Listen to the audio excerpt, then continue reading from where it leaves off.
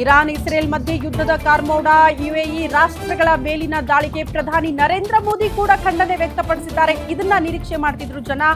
ನಮ್ಮ ಭಾರತದ ಸ್ಟ್ಯಾಂಡ್ ಏನು ಅಂತ. ಕಷ್ಟದಲ್ಲಿರುವ ಯುಎಇ ಜೊತೆ ಭಾರತ ನಿಲ್ಲಲಿದೆ ಅನ್ನುವಂತಹ ವಿಚಾರವನ್ನ ಸ್ವತಃ ಪ್ರಧಾನಿ ನರೇಂದ್ರ ಮೋದಿ ಅವರೇ ಪ್ರಸ್ತಾಪ ಮಾಡಿದ್ದಾರೆ. ಯುಎನ್ನಲ್ಲಿರುವ ಭಾರತೀಯರನ್ನ ನೋಡಿಕೊಂಡಿದ್ದಕ್ಕೆ ಧನ್ಯವಾದ. ನಾವು ಶಾಂತಿ, ಭದ್ರತೆ, ಸ್ಥಿರತೆಯನ್ನ ಬಯಸುತ್ತಿದ್ದೇವೆ ಅಂತ ಪ್ರಧಾನಿ ನರೇಂದ್ರ ಮೋದಿ ಹೇಳಿದ್ದಾರೆ. ಯುಎಇ ಅಧ್ಯಕ್ಷ ಶೇಖ್ ಮೊಹಮ್ಮದ್ ಜೊತೆ ಮಾತನಾಡಿದ್ದಾರಂತೆ ಪ್ರಧಾನಿ ನರೇಂದ್ರ ಮೋದಿ.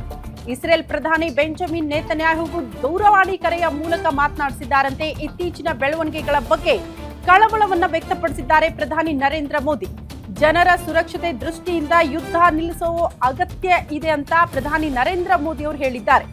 ಯುದ್ಧವನ್ನ ಬೇಗ ನಿಲ್ಲಿಸುವ ಅಗತ್ಯವಿದೆ ಅಂತ ಪ್ರಧಾನಿ ನರೇಂದ್ರ ಮೋದಿ ಅವರೇ ಪ್ರಸ್ತಾಪ ಮಾಡಿದ್ದಾರೆ ಎನ್ನುವುದರ ಡೀಟೇಲ್ಸ್ ಸದ್ಯ ಸಿಗ್ತಾ ಇದೆ. ನಾಗರಿಕರ ಹಿತದೃಷ್ಟಿಯಿಂದ ಯುದ್ಧ ಈ ಕ್ಷಣಕ್ಕೆ ನಿಲ್ಲಬೇಕು, ನಿಲ್ಲಿಸಲೇಬೇಕಾದಂತ ಅನಿವಾರ್ಯತೆ ಇದೆ ಅನ್ನೋ ನಿಟ್ಟಿನಲ್ಲೇ ಪ್ರಧಾನಿ ನರೇಂದ್ರ ಮೋದಿ ಅವರು ಮಾತನಾಡಿದ್ದಾರೆ ಅನ್ನೋದರ ಡೀಟೇಲ್ಸ್ ಸಿಗ್ತಾ ಇದೆ. كله غاز وبترول. شوف